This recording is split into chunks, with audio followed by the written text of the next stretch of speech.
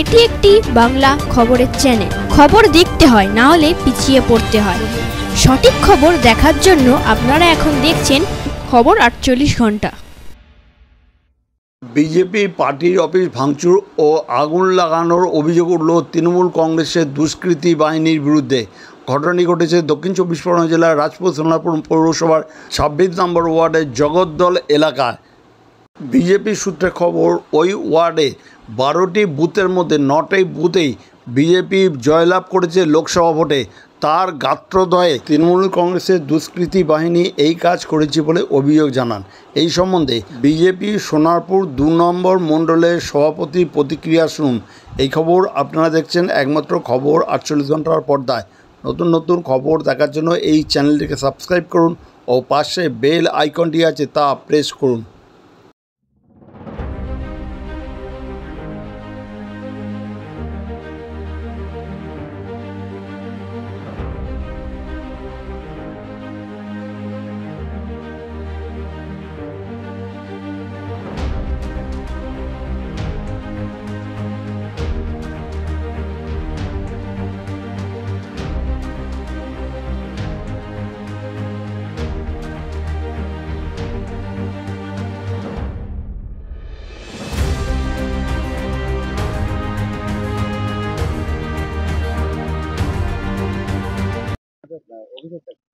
আমরা ভারতীয় জনতা পার্টি সোনারপুর দক্ষিণ বিধানসভার এই 26 নম্বর ওয়ার্ডের একটি পার্টি অফিস ছিল দীর্ঘদিনের।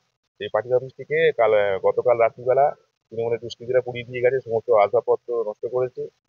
পার্টি অফিসের ছাদটাকে, ওই টিনের সেটটাকে নষ্ট করে দিয়ে গেছে, দরজা ফরজা সব ভেঙে দিয়ে গেছে, যা আসবাবপত্র ছিল সব বাইরে বার করে আগুন ধরিয়ে দিয়ে গেছে। আমরা এই 26 নম্বর ওয়ার্ডে এবারে 2024-এর লোকসভা নির্বাচনের 12টা বুথের মধ্যে 9টা বুথেই জয়লাভ করাতে তাদেরই গাত্রদাহ এবং তাদেরই গায়ের জ্বালা।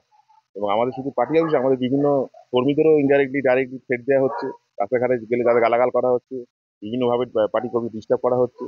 আমরা এর সুষ্ঠু সমাধান চাই এবং এলাকায় শান্তি চাই এবং যারা দোষী যারা তাদের উপযুক্ত শাস্তি আমরা চাই।